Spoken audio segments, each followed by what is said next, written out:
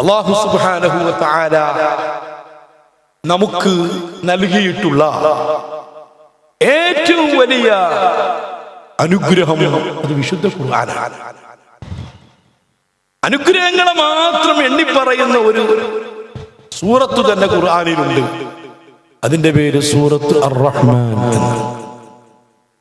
അതിന് അല്ലാഹു സുബ്ഹാനഹു വ തആല അനുഗ്രഹങ്ങളെ മാത്രം എണ്ണിപ്പറഞ്ഞു പറയുകയാണ്.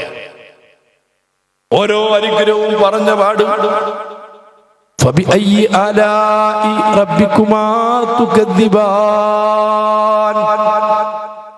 മനുഷ്യവർഗമേ, ഭൂതവർഗമേ, അല്ലാഹു നിങ്ങൾക്ക് ചെയ്തിട്ടുള്ള അനുഗ്രഹങ്ങളിൽ നിന്ന് ഏതിനെയാണ് നിങ്ങൾക്ക് തള്ളിപ്പറയാൻ കഴിയുക എന്ന് ഓരോരുത്തരെയും ചിന്തിപ്പിക്കുന്ന 32 സ്ഥലങ്ങളിൽ അല്ലാഹു ചോദിക്കുന്നുണ്ട്.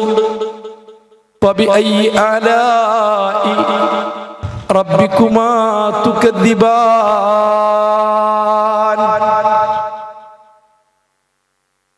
ഈ വിശുദ്ധ സൂറത്തിൽ മുഴുവനും അനുഗ്രഹങ്ങളാണ് പറഞ്ഞിട്ടുള്ളത്. അതിൽ ഒന്നാമത് അല്ലാഹു സുബ്ഹാനഹു വ തആല പറഞ്ഞ അനുഗ്രഹം തന്നെ അർ-റഹ്മാനു അല്ലമൽ ഖുർആൻ. അല്ലാഹു സുബ്ഹാനഹു അനുഗ്രഹി പരമകാരുണികനായ എല്ലാവർക്കും അനുഗ്രഹങ്ങൾ ചെയ്തുകൊണ്ടിരിക്കുന്ന, എല്ലാവർക്കും റഹ്മത്ത് ചെയ്യുന്ന അല്ലാഹു തആല അവൻ ചെയ്ത ഏറ്റവും വലിയ അനുഗ്രഹം അല്ലമൽ ഖുർആൻ, ഖുർആൻ പഠിപ്പിച്ചു എന്നതാണ്. ഖലഖൽ ഇൻസാന അല്ലമഹുൽ ബയാൻ. മനുഷ്യനെ സൃഷ്ടിച്ചു. മനുഷ്യന് മറ്റു ജീവികളിൽ നിന്ന് വ്യത്യസ്തമായി ആശയം മറ്റുള്ളവരിലേക്ക് പങ്കുവെക്കാൻ വളരെ വ്യക്തമായ രൂപത്തിൽ സംസാരശേഷിയും ഭാഷയും അല്ലാഹു തആല പഠിപ്പിച്ചു. സത്യത്തിൽ അത് പറഞ്ഞതിനു ശേഷമാണല്ലോ പറയേണ്ടത് ഖുർആൻ പഠിപ്പിച്ചു എന്ന്. ആദ്യം അല്ലാഹു പറഞ്ഞു ഖുർആൻ പഠിപ്പിച്ചു എന്നാണ്. പിന്നെയാണ് സൃഷ്ടിച്ചതിനെ സംബന്ധിച്ചും സംസാരശേഷി നൽകിയതിനെ സംബന്ധിച്ചും പറയുന്നത്. അതിന്റെ ഉദ്ദേശം തന്നെ മനുഷ്യനെ അല്ലാഹു പടച്ചതു തന്നെ വിശുദ്ധ ഖുർആൻ പഠിപ്പിക്കുന്നതിനാണ്. ഏറ്റവും വലിയ അനുഗ്രഹവും അതാണ്. അതുകൊണ്ട് തന്നെ എല്ലാ മനുഷ്യരും ഖുർആൻ പഠിക്കണം. ഖുർആനിൽ എല്ലാവർക്കും വിഹിതങ്ങളുണ്ട്. സ്ത്രീകൾക്കുണ്ട്, പുരുഷന്മാർക്കുണ്ട്, മുതിർന്നവർക്കുണ്ട്, വിദ്യാഭ്യാസമുള്ളവർക്കുണ്ട്, സാധാരണക്കാർക്കുണ്ട്, പ്രായം ചെന്നവർക്കുണ്ട്, കുട്ടികൾക്കുണ്ട്. എല്ലാവർക്കും വിശുദ്ധ ഖുർആനിൽ വിഹിതങ്ങളുണ്ട്. ഖുർആനിൽ ഏറ്റവും വലിയ കാര്യം അത് പാരായണം ചെയ്യുന്നതിലാണ്. എല്ലാ കാര്യങ്ങളും വിശുദ്ധ ഖുർആനിലുണ്ടെങ്കിലും എല്ലാം പഠിക്കാൻ ഖുർആനിന് സാധിക്കുമെങ്കിലും യഥാർത്ഥത്തിൽ എല്ലാവർക്കും വിശുദ്ധ ഖുർആനിൽ ലഭിക്കേണ്ട വിഹിതം അത് പാരായണം ചെയ്യലാണ്. അൽ മുതഅബ്ബദു ബിതിലാവതിഹി. ഖുർആൻ എന്ന് പറയുന്നത് തന്നെ അതിന്റെ അർത്ഥം തന്നെ പാരായണം എന്നാണല്ലോ, വായന എന്നാണല്ലോ. ഓർത്തു നോക്കൂ, ആ വേർഡിന്റെ മീനിങ് തന്നെ അതാണ്.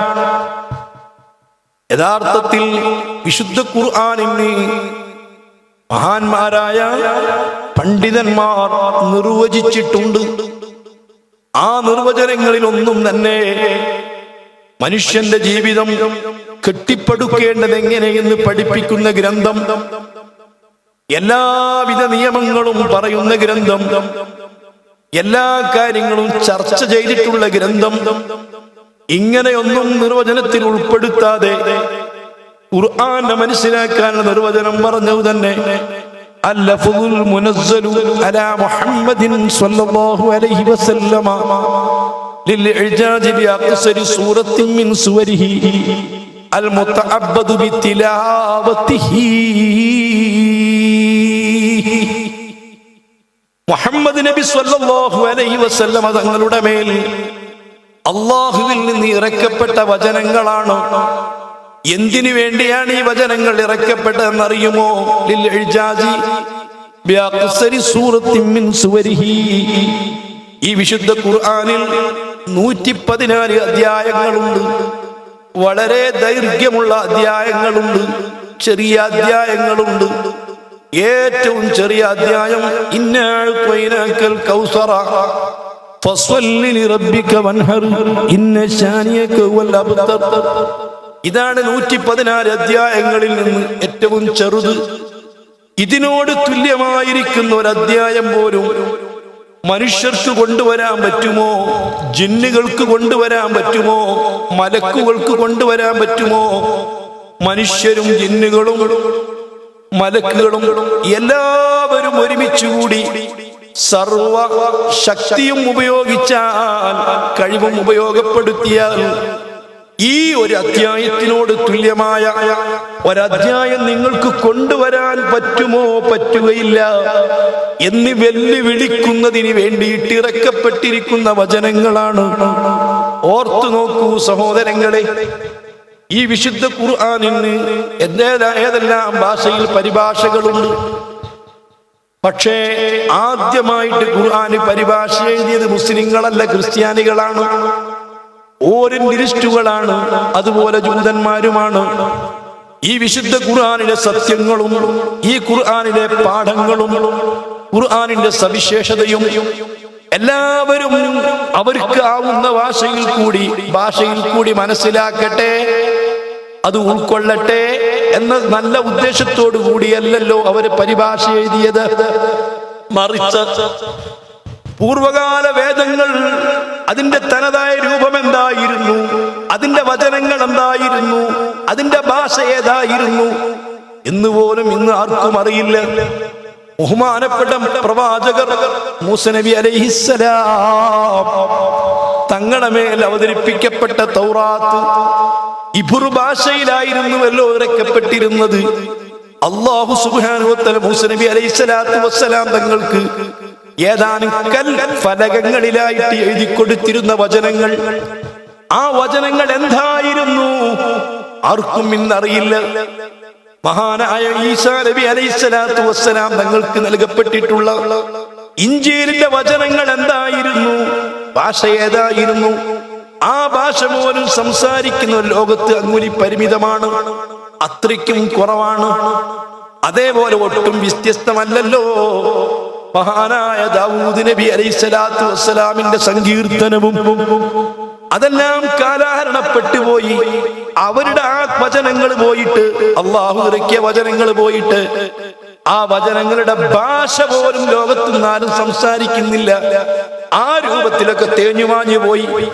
അങ്ങനത്തെ ഒരു ഗതികേട് ഈ വിശുദ്ധ ഖുർആനിനും വരട്ടെ എന്ന ഉദ്ദേശത്തിലാ പലപ്പോഴും പലരും പരിഭാഷ എഴുതിയത്. അപ്പോഴാണ് പലരും പരിഭാഷ വീണ്ടും എഴുതേണ്ടി വന്നിട്ടുള്ളതും.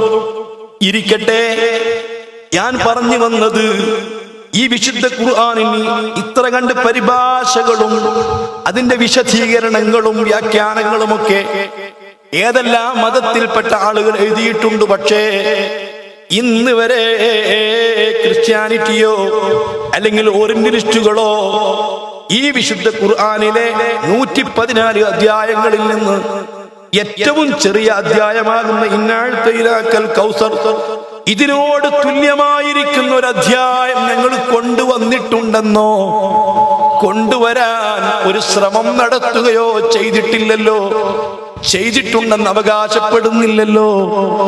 അതു തന്നെ തെളിവാണ്.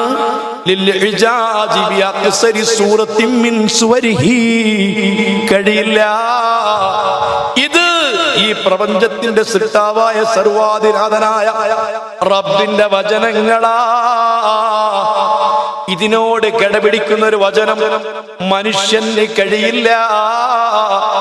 കഴിയുമെങ്കിൽ കൊണ്ടുവാ എന്ന വെല്ലുവിളിക്ക് വേണ്ടി മുത്തുനബിയിൽ അവതരിപ്പിക്കപ്പെട്ടിട്ടുള്ളതും അതിന്റെ മറ്റൊരു സവിശേഷത അൽ മുതഅബ്ബദു ബിതിലാവതിഹി, പാരായണം ചെയ്തുകൊണ്ട് കൂലി വാങ്ങാനുള്ളതുമാണ്, വായിച്ചുകൊണ്ട് കൂലി വാങ്ങാനുള്ളതാണ്.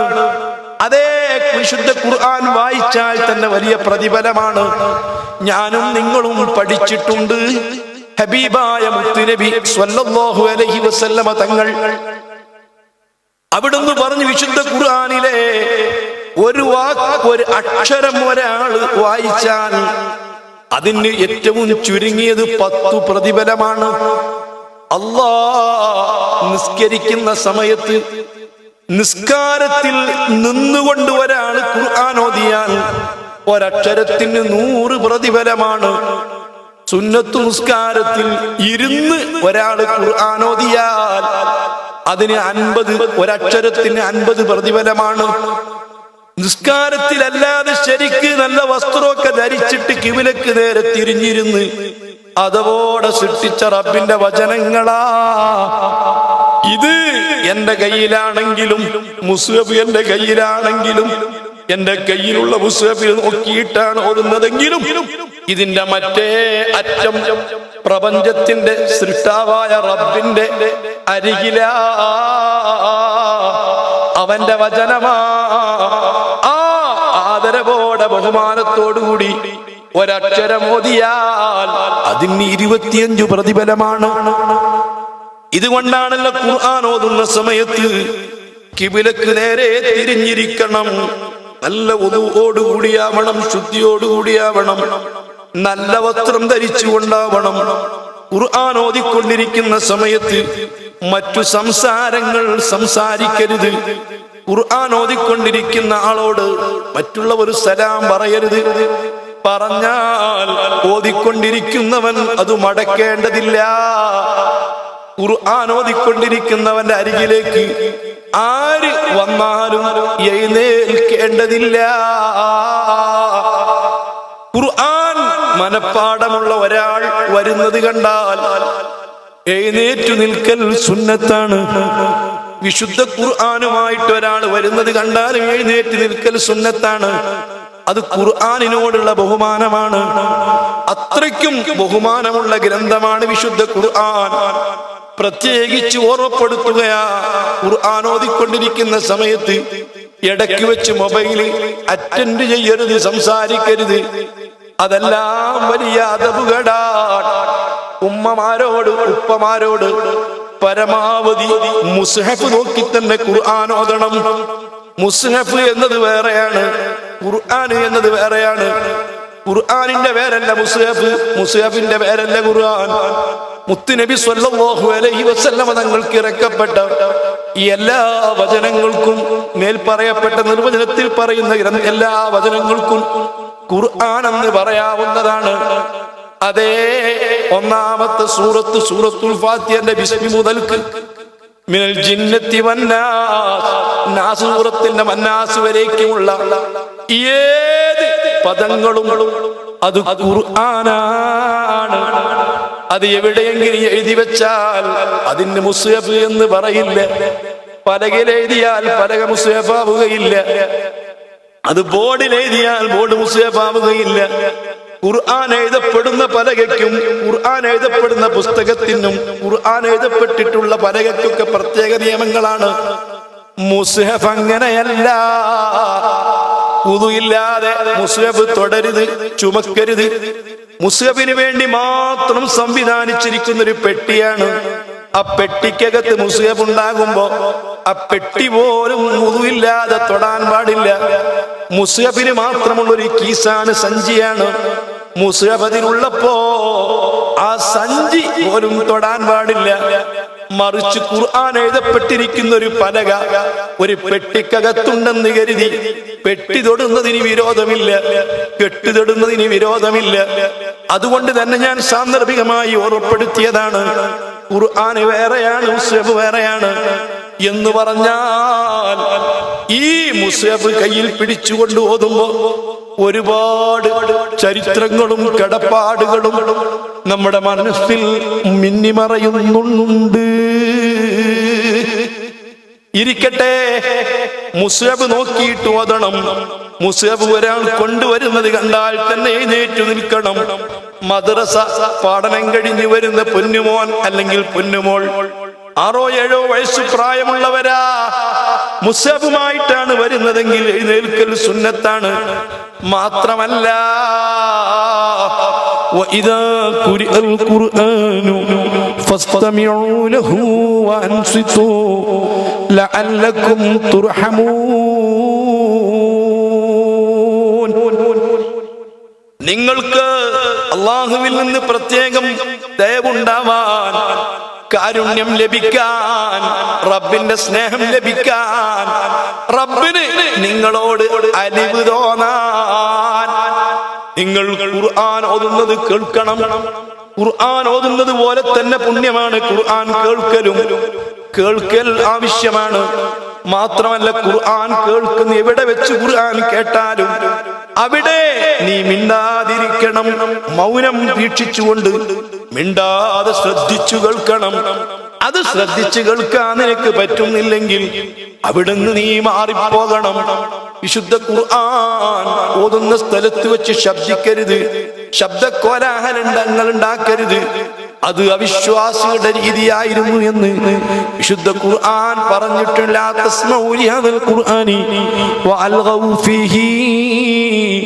ഖുർആൻ ഓതുന്നത് കേൾക്കുമ്പോ നിങ്ങൾ ശ്രദ്ധിക്കരുത്, നിങ്ങൾ ശബ്ദകോലാഹലങ്ങൾ ഉണ്ടാക്കണമെന്ന് സത്യനിഷേധികൾ അവരെ ആളുകളോട് നിർദ്ദേശിച്ചിരുന്നു.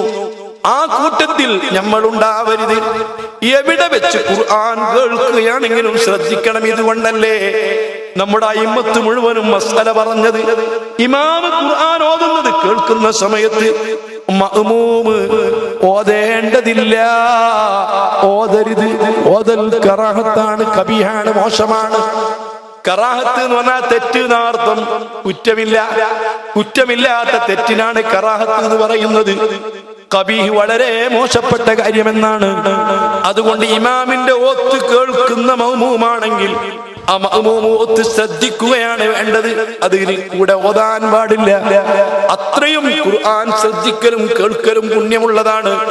അതേ 7 ദിവസം മെൻസസ് പീരിയഡ് ഉള്ള സമയം, അതേപോലെ 40 ദിവസം സ്ത്രീകളൊക്കെ പ്രസവിച്ച് കിടക്കുമ്പോ അത്രയും ദിവസം ഖുർആനുമായിട്ട് ബന്ധമില്ലാതെ ഒരു പെണ്ണ് എന്റെ ജീവിതം തള്ളി നീക്കരുതല്ലോ, ഖുർആനുമായിട്ടുള്ള ബന്ധം ഒഴിഞ്ഞു പോകരുതല്ലോ. അതുകൊണ്ട് തന്നെ ഇമാമുന നബവി റഹിമഹുല്ലാഹ് അവര് പറയുന്നു, ഈ നീണ്ട ദിവസങ്ങളിലൊക്കെ നന്നായിട്ട് ഖുർആൻ ഓതുന്ന ഒരാൾ സമീപത്ത് വന്ന് ഓതി പ്രസവിച്ച് കിടക്കുന്ന പെണ്ണ് അത് ശ്രദ്ധിച്ചു കേൾക്കേണ്ടതാ. അതേ മെൻസസുള്ള സമയത്തും ഖുർആൻ കേൾക്കാവുന്നതാണ്. ആ ഖുർആനുമായുള്ള ബന്ധം പോവാതിരിക്കാൻ. കാരണം സർവാധിനാഥനായ റബ്ബുൽ ഇസ്സത്ത് മഖ്ലൂക്കല്ലാത്ത ഒരു വസ്തു ലോകത്ത് ഉണ്ടെങ്കിൽ അത് ഖുർആൻ മാത്രമാണ്. ഈ ലോകത്ത് കാണുന്ന സകലതും കേൾക്കുന്ന സകലതും മുഴുവനും റബ്ബിന്റെ സൃഷ്ടിയാണ്. വൽ ഖുർആനു കലാമുല്ലാഹി ഗൈറു മഖ്ലൂഖ്. അല്ലാഹുവിന്റെ കലാമാകുന്ന വിശുദ്ധ ഖുർആൻ അത് മഖ്ലൂക്കല്ല. ആ ഒരു പ്രത്യേകത ലോകത്ത് ഏതിനുമില്ല. അതുകൊണ്ട് തീരാത്ത പ്രശ്നങ്ങളില്ല, അതുകൊണ്ട് പരിഹരിക്കാത്ത വിഷയങ്ങളില്ല. അതുകൊണ്ട് തന്നെ വിശുദ്ധ ഖുർആനുമായി നമുക്ക് ബന്ധമുണ്ടാവണം. ഖുർആൻ നമുക്ക് പാരായണം ചെയ്യാൻ സാധിക്കണം. ഇടയ്ക്ക് ഞാനൊന്ന് പറയട്ടെ, എന്റെ പ്രിയപ്പെട്ട മുത്ത് മുഅ്മിനീങ്ങളെ, നമ്മുടെ ഹബീബായ മുഹമ്മദുർ റസൂലുള്ളാഹ് നമുക്ക് വേണ്ടി എത്രയാണ് റബ്ബിനോട് തങ്ങൾ കരയുന്നത്, എത്രയാ തങ്ങൾ നമുക്ക് വേണ്ടി റബ്ബിനോട് പറയുന്നത്. ഈ ഉമ്മത്തൊന്ന് രക്ഷപ്പെട്ടു കിട്ടാൻ, ഈ ഉമ്മത്തിനൊന്ന് അല്ലാഹുവിന്റെ റഹ്മത്ത് കിട്ടാൻ. ലഖദ് ജാഅകും റസൂലും മിൻ അൻഫുസികും അസീസുൻ അലൈഹി മാ അനിത്തും ഹരീസുൻ അലൈക്കും ബിൽ മുഅ്മിനീന റഊഫുർ റഹീം. ഈ ഉമ്മത്തിനോട് ഇത്ര ദയവുള്ള ഒരു നബി, ഇത്ര സ്നേഹമുള്ള ഒരു നബി, ഇത്ര കാരുണ്യമുള്ള ഒരു നബി ഇല്ല. ഈ ഉമ്മത്തിന് നീ ഹിസാബ് എടുക്കരുത്, ഈ ഉമ്മത്തിന് നീ വിചാരണ ചെയ്യരുത്, ഈ ഉമ്മത്തിനോടൊന്നും നീ ചോദിക്കരുത് എന്ന് പറഞ്ഞ് പടച്ച റബ്ബിനോട് പൊട്ടിക്കരയുന്ന നബി. മശ്ശറയിൽ എല്ലാ പ്രവാചകന്മാരും തന്റെ സമുദായങ്ങളുമായിട്ട് വരുമ്പോ വകൈഫ ഇദാ ജീനാ മിൻ കുല്ലി ഉമ്മത്തിൻ ബിശഹീദ് വജീനാ ബിക അലാ ഹൗലായി ഷഹീദാ. നമ്മുടെ മുത്ത് മുഹമ്മദ് മുസ്തഫ ഓർത്തോർത്ത് വിതുമ്പിക്കരഞ്ഞ ആയത്ത്. എല്ലാ പ്രവാചകന്മാരെയും ആ പ്രവാചകന്മാരെ സമുദായത്തോടൊപ്പം ആ സമുദായത്തിന് സാക്ഷിയായിട്ട് കൊണ്ടുവരുമ്പോൾ മൂസാ നബിയും തന്റെ ജനങ്ങളും വരുമ്പോ, ഈസാ നബിയും തന്റെ ജനങ്ങളും വരുമ്പോ, അങ്ങനെ നൂഹ് നബിയും തന്റെ ജനങ്ങളും വരുമ്പോ, ഇബ്രാഹിം നബിയും തന്റെ ജനങ്ങളും വരുമ്പോ, തങ്ങളെയും തങ്ങളെ സമുദായത്തെയും ഞാൻ കൊണ്ടുവരും. തങ്ങളെ സമുദായത്തിന് സാക്ഷിയായിട്ട് കൊണ്ടുവരും. അവസാനം വരുന്ന പ്രവാചകരാ, അവസാനം വരുന്ന ഉമ്മത്താ. അങ്ങനെ മശ്ശറായിലേക്ക് അങ്ങ് വന്നു കഴിഞ്ഞാൽ അല്ലാഹുവിന്റെ റസൂൽ തങ്ങളോട് പിന്നീടൊക്കെ മുൻപിലാ. അതുവരേക്കും മുത്തുനബിന്റെ ഉമ്മത്ത് അവസാനമാ. മശ്ശലെത്തിക്കഴിഞ്ഞാൽ പിന്നെ എപ്പോഴും മുന്നിലാ.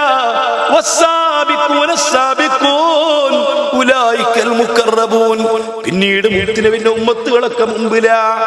ആദ്യം ചോദ്യം ചെയ്യപ്പെടുന്നത്, ആദ്യം സ്വർഗത്തിൽ പ്രവേശിപ്പിക്കപ്പെടുന്നത്, ആദ്യം സർവരംഗത്തും പിന്നീട് മുൻപിൽ നിൽക്കുന്നത് മുത്തുനബിന്റെ ഉമ്മത്തുകളാണ്. കരിബു ഉമ്മത്തക്ക ലിൽ ഹിസാബ്. അങ്ങയുടെ ഉമ്മത്തിന് ഇങ്ങോട്ട് അടുപ്പിച്ചോളൂ, ഞാനൊന്ന് വിചാരണ ചെയ്തോട്ടെ. ഹബീബായ തങ്ങൾ പറയുന്നു, വേണ്ട റബ്ബേ, എന്റെ ഉമ്മത്തിനെ നീ വിചാരണ ചെയ്യരുത്, എന്റെ ഉമ്മത്തിനോടൊന്നും ചോദിക്കരുത്.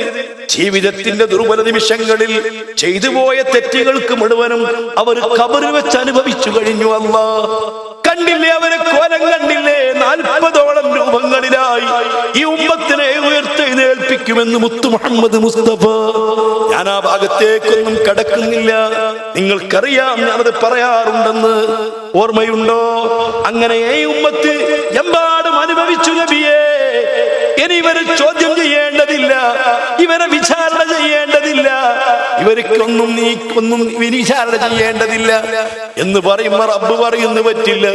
വലനസ്അലന്നല്ലദീന ഉർസില ഇലൈഹിം വലനസ്അലന്നൽ മുർസലീൻ. ആഖിർ സമാനിലെ മക്കളെ, പ്രവാചകന്മാരോട് നമുക്ക് ചോദിക്കാനുണ്ട്, പ്രവാചകന്മാരെ സമുദായത്തോട് നമുക്ക് ചോദിക്കാനുണ്ട്, ജിബ്രീലിനോട് ചോദിക്കാനുണ്ട്, മലക്കുകളോട് മുഴുവനും നമുക്ക് ചോദിക്കാനുണ്ട്, നിർജീവ വസ്തുക്കളോട് നമുക്ക് ചോദിക്കാനുണ്ട്, വേഗമില്ലാത്ത ജീവികളോട് നമുക്ക് ചോദിക്കാനുണ്ട്. ഒരാളെയും നമ്മൾ വെറുതെ വിടൂല, എല്ലാവരോടും കൃത്യമായി നമ്മൾ ചോദിക്കും. കത്തിയെരിയുന്ന നരകം കൺമുമ്പിൽ കാണിച്ചു കൊടുത്തുകൊണ്ട് നരകം കണ്ണിൽ കാണിച്ചു കൊടുത്തുകൊണ്ട്, അള്ളാഹുവിന്റെ കഠിനമായിരിക്കുന്ന നരകം കൺമുമ്പിൽ കാണിച്ചു കൊടുത്തുകൊണ്ട് അനുഭവിച്ച സുഖങ്ങളെപ്പറ്റി, അനുഭവിച്ച സൗകര്യങ്ങളെപ്പറ്റി അള്ളാഹു ചോദിക്കും നിങ്ങളോട്. വല്ലാത്തൊരു സംഭവമല്ലേ അത്? മോനെ, നീ കഴിച്ചിരുന്ന ഭക്ഷണത്തെ പറ്റി, ഹലാലായ ഭക്ഷണമാണോ ഹറാമായ ഭക്ഷണമാണോ, അതിനെപ്പറ്റിയല്ല ചോദിക്കുന്നത്. കുടിച്ച വെള്ളത്തെ പറ്റി, ഹലാലായിരുന്നോ ഹറാമായിരുന്നോ, അതിനെപ്പറ്റിയല്ല ചോദിക്കുന്നത്. ധരിച്ചിരുന്ന വസ്ത്രം എവിടുന്ന് കിട്ടി, അതിനെ കുറിച്ചല്ല ചോദിക്കുന്നത്. അതേതാനും ഉറപ്പാ. അതേ, നീ സമ്പാദിച്ച സമ്പത്തിനെ പറ്റി എവിടുന്ന് കിട്ടി, അതിനെപ്പറ്റിയല്ല ചോദിക്കുന്നത്. എവിടെ ചെലവഴിച്ചു, അതിനെപ്പറ്റിയല്ല ചോദിക്കുന്നത്. അത് ചോദിക്കുമെന്നുറപ്പാ. മറിച്ച് ലതുസ്അലുന്ന യൗമഇദിൻ അനിൻ നഈം, അനുഗ്രഹങ്ങളെപ്പറ്റി, അനുഭവിച്ച സുഖങ്ങളെപ്പറ്റി, അനുഭവിച്ച സൗകര്യങ്ങളെപ്പറ്റി ചോദിക്കും. ബഹുമാനപ്പെട്ട മഹ്മൂദ് റബീ റളിയല്ലാഹു അൻഹു തങ്ങള്, അല്ലാഹുവിന്റെ റസൂലേ, എന്താണ് ഞങ്ങളോട് ചോദിക്കാനുള്ളത്? എന്ത് സുഖങ്ങളാ ഞങ്ങൾ അനുഭവിച്ചത്? എന്ത് സുഖങ്ങളാ ഞങ്ങൾക്കുണ്ടായിരുന്നത്? ഇന്നമാഹുമാ അൽ അസ്വദാൻ, കഴിച്ചിരുന്നത് ഈന്തപ്പനത കാരക്കയും പച്ചവെള്ളവുമാ ഞങ്ങൾ കുടിച്ചിരുന്നത്. മാസങ്ങളോളം അടുപ്പിൽ തീപൊന്തി പുകഞ്ഞിരുന്നില്ല. പച്ചക്കാരക്കയും പച്ചവെള്ളവുമാ ഞങ്ങൾ കുടിച്ചിരുന്നത്. പിന്നെ ഞങ്ങൾ എന്താ ഞങ്ങളുടെ സുഖം? മാത്രമല്ല എപ്പോഴും ഞങ്ങളെ വാളുകൾ ഞങ്ങളെ പെരടിയില. ശത്രുക്കൾ സന്നിഹിതരാ. ഇങ്ങനത്തെ ഒരു അവസ്ഥയില് എന്ത് സുഖമാ ഞങ്ങൾ അനുഭവിച്ചിരുന്നത്. ഏത് സുഖങ്ങളെ പറ്റിയാ ഞങ്ങളോട് ചോദിക്കാനുള്ളത്? മുത്തുനബി സല്ലല്ലാഹു അലൈഹി വസല്ലമ തങ്ങള് അതേ മഹ്മൂദ് കൃത്യമായിട്ട് ചോദിക്കുന്നുണ്ട് എന്ന് മുത്തുനബി സല്ലല്ലാഹു അലൈഹി വസല്ലമ തങ്ങളോട് പടച്ച റബ്ബ് പറയുമ്പോ ഹബീബായ തങ്ങളതാ ആദം നബി അലൈഹിസ്സലാത്തു വസ്സലാമിന്റെ അരികിൽ ചെന്നുകൊണ്ട് പറയുന്നു, ഇവരാ നിങ്ങളെ മക്കളാ, ഞാൻ ഇവർക്കുള്ള പ്രവാചകരാ. ഇവരെ തെറ്റുകളും കുറ്റങ്ങളും പാപഭാരങ്ങളും നമുക്കങ്ങ് ഏറ്റെടുത്താലോ, നമ്മളങ്ങ് റബ്ബിനോട് ഏറ്റെടുത്താലോ ഇവരെ വിചാരണയ്ക്ക് വിടണ്ട, ഇവരെ റബ്ബി വിചാരണ ചെയ്യണ്ട. അല്ലാഹുവിന്റെ റസൂൽ സല്ലല്ലാഹു അലൈഹി വസല്ലമ തങ്ങൾ പറയുമ്പോ ആദം നബി പറയുന്നു, എനിക്ക് പറ്റില്ല, എനിക്ക് ധൈര്യമില്ല, എന്റെ കാര്യത്തിൽ തന്നെ ബേജാറാ. അത്രയ്ക്കും ഈ ഉമ്മത്തിന് വേണ്ടിയിട്ട് അല്ലാഹുവിനോട് പൊട്ടിക്കരയുന്ന, രണ്ട് കൈകൾ തലയിൽ വെച്ചുകൊണ്ട് വിതുമ്പിക്കരയുന്ന റസൂലുള്ളാഹി സ്വല്ലല്ലാഹു അലൈഹി വസല്ലമ ഈ ഉമ്മത്തിനെ പറ്റി ഒരു പരാതി പറയുന്നുണ്ടെങ്കിൽ, ഈ ഉമ്മത്തിനെ പറ്റി ഒരു കുറ്റപ്പെടുത്തുന്നുണ്ടെങ്കിൽ, എന്നെ പറ്റിയും നിന്നെ പറ്റിയും അല്ലാഹുവിനോട് റബ്ബ് മുത്തുനബി പറയുന്നുണ്ടെങ്കിൽ, വഖാല റസൂലു യാ റബ്ബി ഇന്ന ഖൗമി ഇത്തഖദൂ ഹാദൽ ഖുർആന മഹ്ജൂറാ.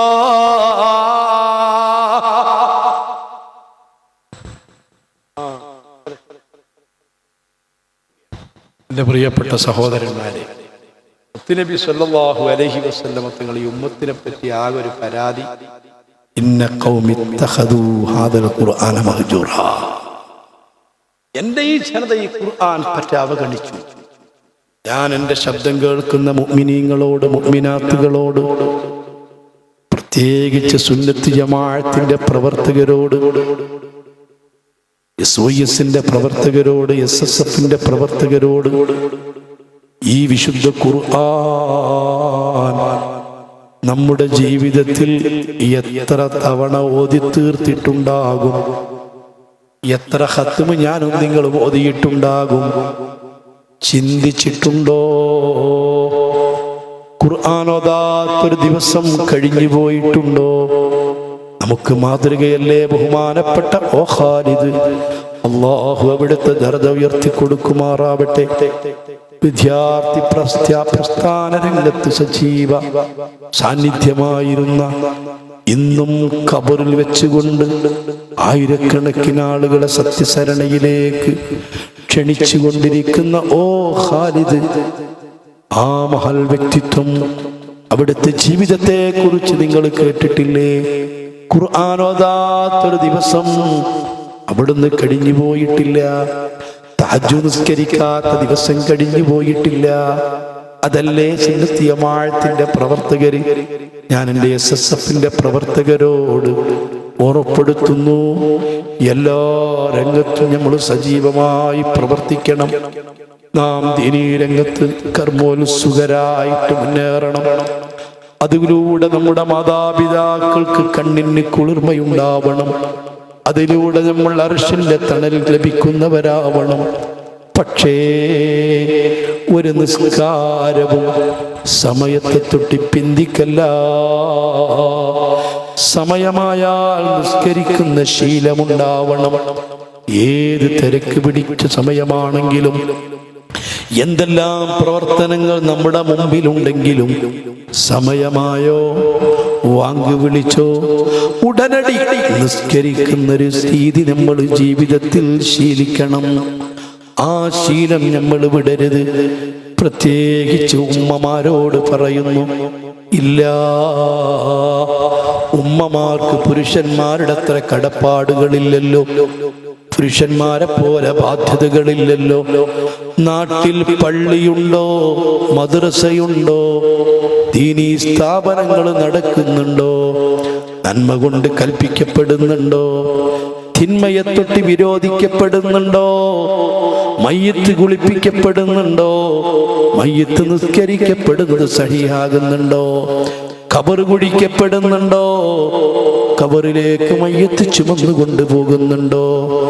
ഈ വക കാര്യങ്ങളൊന്നും സ്ത്രീകൾക്ക് ബാധ്യതയില്ല, സ്ത്രീകൾ അറിയേണ്ടതില്ല. ആ മഹല്ലത്തിന് വാങ്ക് വിളിച്ചിട്ടുണ്ടോ? ജുമാ നടക്കുന്നുണ്ടോ? ജമാഅത്ത് നടക്കുന്നുണ്ടോ? ഇസ്ലാമിന്റെ ശിആറുകളൊക്കെ അടയാളങ്ങളൊക്കെ കൃത്യമായിട്ട് നടക്കുന്നുണ്ടോ? ഇതൊന്നും സ്ത്രീകൾ അറിയണ്ട. മറിച്ച് പുരുഷന്മാർ, അവർക്കത് മുഴുവനും ബാധ്യതകളാണ്. ആരെങ്കിലുമൊക്കെ ആ കാര്യങ്ങൾ കൃത്യമായിട്ട് നിർവഹിച്ചാൽ എല്ലാവരും കുറ്റത്തിൽ നിന്നൊഴിവാകും. ആരും അത് നിർവഹിച്ചില്ലെങ്കിലോ മഹല്ലത്തിലെ സർവ പുരുഷന്മാരും ഉത്തരവാദികളാകും. ഈ മഹല്ലത്തിൽ മരണപ്പെട്ട ഒരു മയ്യിത്ത് കുളിപ്പിച്ചത് ശരിയായിട്ടില്ലെങ്കിൽ, മറവ് ചെയ്തത് ശരിയായിട്ടില്ലെങ്കിൽ, ഈ മഹല്ലത്തിൽ ഒരു നേരം വാങ്ക് വിളിക്കുന്നില്ലെങ്കിൽ, ജമാഅത്ത് നടന്നിട്ടില്ലെങ്കിൽ, അതുപോലത്തെ ഇസ്ലാമിന്റെ ശിആറുകൾ ഉണ്ടായിട്ടില്ലെങ്കിൽ, മതിയായ രൂപത്തിലുള്ള മദ്രസ പഠനമില്ലെങ്കിൽ, മതിയായ രൂപത്തിൽ ദീനിന്റെ ശിആറുകളൊക്കെ നിലനിർത്തിയിട്ടില്ലെങ്കിൽ, ഈ മഹല്ലത്തിലെ പ്രായപൂർത്തിയെത്തിയിട്ടുള്ള എല്ലാ പുരുഷന്മാരും കുറ്റക്കാരാ, റബ്ബിന്റെ മുമ്പിൽ മറുപടി പറയേണ്ടവരാ. അതേ സമയത്ത് അത്തരം ബാധ്യതകളൊന്നും സ്ത്രീകൾക്കില്ല. സ്ത്രീകൾക്ക് ഇദാ സ്വല്ലത്തിൽ മർഅതു ഖംസഹാ വസ്വാമത് ശഹ്റഹാ വഅതഅത് സൗജഹാ ദഖലത് ജന്നത റബ്ബിഹാ. സ്ത്രീകൾ കൃത്യമായിട്ട് 5 വഖത്ത് നിസ്കരിക്കണം. അത് സമയത്തിന് തന്നെ നിസ്കരിക്കണം. അത് കൃത്യമായി തന്നെ നിസ്കരിക്കണം. അത് സഹിയായ രൂപത്തിൽ തന്നെ നിസ്കരിക്കണം. അതിൽ നല്ലാത്ത ശുഷ്കാന്തി പെണ്ണുങ്ങൾക്ക് വേണം. സമയമായാൽ നിസ്കരിക്കുന്ന രീതി വേണം. ഉമ്മമാരെ തകർന്നു പോകല്ല, നശിച്ചു പോകല്ല. വസ്വാമത്ത് ശഹ്റഹാ, വിശുദ്ധ റമദാൻ മാസം വരുമ്പോ സ്ത്രീകൾ കൃത്യമായിട്ട് നോമ്പനുഷ്ഠിക്കണം. തന്റെ ഭർത്താവിനനുസരിച്ചു ജീവിക്കണം, ഭർത്താവിന് വഴിപ്പെട്ടു ജീവിക്കണം. ഈ 3 കാര്യങ്ങൾ ചെയ്താൽ തന്നെ പെണ്ണുങ്ങൾ ദഖലത്ത് ജന്നത റബ്ബിഹാ, റബ്ബിന്റെ സ്വർഗം പുൽകുന്നതാ. പക്ഷേ നിസ്കാരത്തിൽ ഒരു ഉപേക്ഷയും വരുത്തരുത്. അത് കൃത്യമായി തന്നെ നിസ്കരിക്കണം. അത് തന്നെ മക്കളെയും ശീലിപ്പിക്കണം. ഞാനൊന്ന് ഉറപ്പെടുത്തട്ടെ, ഒരു മുസ്ലിമാണോ മുസ്ലിമത്താണോ, എല്ലാ സമയത്തും നിസ്കാരം തന്റെ അജണ്ടയിൽ ഉണ്ടാവണം. കോഴിക്കോടേക്ക് യാത്ര പോവുകയാ, ഞാൻ പോകുന്ന സമയത്ത് ഇന്ന നിസ്കാരത്തിന് സമയമാകുമ്പോ, മഗ്‌രിബ് ഇടയ്ക്ക് വെച്ച് സമയമാകുമ്പോ എവിടെ വെച്ച് മഗ്‌രിബ് നിസ്കരിക്കും എന്ന് ചിന്ത വേണം. അസറാണെങ്കിൽ അസറപ്പ നിസ്കരിക്കുമെന്ന് ചിന്ത വേണം. അതിനെവിടെ സൗകര്യപ്പെടുമെന്ന് നേരത്തെ തന്നെ ഓർത്തിരിക്കണം. അല്ലാഹ്, ഒരു കല്യാണം നടക്കുന്നുണ്ട് വീട്ടില്, 500ഓളം സ്ത്രീകൾ പങ്കെടുക്കുന്നുണ്ട്. 1500 പേരൊരുങ്ങുന്ന കല്യാണമാ, 500 സ്ത്രീകളാ. ഈ 500 സ്ത്രീകൾ കല്യാണത്തിന് 11 മണിക്കെത്തിയാല് അവര് വൈകിട്ട് 5 മണിക്ക് തിരിച്ചു പോകുമ്പോ സുബ്ഹാനല്ലാഹ്, പുരുഷന്മാരെ പോലെയല്ലല്ലോ. പുരുഷന്മാർക്ക് പലപ്പോഴും കല്യാണത്തിന് വന്ന് പങ്കെടുത്ത് പെട്ടെന്ന് പോകല. സ്ത്രീകൾ അങ്ങനെയല്ല. അവര് കെട്ടിക്കുന്ന കല്യാണമാണെങ്കിൽ ആ പെണ്ണിന്റെ പുതുക്കത്തിന്റെ കൂടെ പോകും. അല്ല, കെട്ടിക്കൊണ്ടുവരുന്ന പുരുഷന്റെ കല്യാണമാണെങ്കിൽ ആ പുതുക്കം തേടി വന്ന് പുതുപെണ്ണിനെ കണ്ടിട്ടേ അവര് തിരിച്ചു പോകൂ. ഏതാ വൈകുന്നേരം വരെ അവിടെ ചുറ്റിക്കറങ്ങി സമയം ചെലവഴിക്കുന്ന പെണ്ണുങ്ങളാ. ഈ പെണ്ണുങ്ങൾക്കിടയ്ക്ക് 1-2 നിസ്കാരങ്ങളുണ്ട്. പുരുഷന്മാരാണെങ്കിലോ തൊട്ടടുത്ത പള്ളിയിൽ പോയി നിസ്കരിക്കുമെന്ന് പ്രതീക്ഷിക്കാം. 500 സ്ത്രീകള് നിന്റെ വീട്ടിൽ കല്യാണത്തിന് വരുമ്പോ ഈ 500 സ്ത്രീകൾക്ക് നിസ്കരിക്കാൻ എന്ത് സൗകര്യമാ നിന്റെ വീട്ടിൽ ഒരുക്കി വെച്ചിട്ടുള്ളത്. എന്തെല്ലാം സൗകര്യങ്ങൾ കല്യാണത്തിന് വേണ്ടി ഒരുക്കിയിട്ടുണ്ട്. എത്ര പന്തലുകളുണ്ട്. പന്തലുകൾ എത്രമാത്രം ഡെക്കറേഷനുകളും ലൈറ്റുകളും ഘടിപ്പിച്ചുകൊണ്ട് ഭംഗി കൂട്ടിയിട്ടുണ്ട്. നൽകിയിട്ടുണ്ട്. ഏതെല്ലാം ഇത് സൗകര്യങ്ങളുണ്ട്, ഏതെല്ലാം തരത്തിലെ വിഭവങ്ങളുണ്ട്, ഭക്ഷണങ്ങളുണ്ട്. അതിനൊക്കെ ലക്ഷങ്ങളും അതിന്റെ അപ്പുറത്തും ചെലവഴിക്കുന്നുണ്ട്. പക്ഷേ 500 പെണ്ണുങ്ങൾ വരുമ്പോ ഈ 500 പെണ്ണുങ്ങൾക്ക് നിസ്കരിക്കാൻ എത്ര നിസ്കാര കുപ്പായം വാങ്ങി വെച്ചിട്ടുണ്ട്, കരുതി വെച്ചിട്ടുണ്ട്. എത്ര പെണ്ണുങ്ങൾക്ക് ഒന്നിച്ചു ഒതുവെടുക്കാൻ സൗകര്യപ്പെടുത്തിയിട്ടുണ്ട്. എത്ര റൂം അതിനു വേണ്ടി മാറ്റി വെച്ചിട്ടുണ്ട്. നിന്റെ അജണ്ടയിൽ നിസ്കാരമില്ല, ചിന്തിച്ചിട്ടില്ല. ഒരുക്കുമ്പോ ഇത്രയും പെണ്ണുങ്ങൾ ഒന്നിച്ച് നമ്മുടെ വീട്ടിൽ വരുമ്പോ ആ ഒന്നിച്ചു വരുന്ന പെണ്ണുങ്ങൾക്ക് നിസ്കരിക്കാൻ ഒരു 10 വീതം സ്ത്രീകൾക്കെങ്കിലും നിസ്കരിക്കാനുള്ള സംവിധാനം നിന്റെ കല്യാണത്തിൽ ഒരുക്കിയോ? നീ ചിന്തിച്ചോ? ഈ നിസ്കാരം നീ വിലക്കെടുത്തോ? ഇല്ല.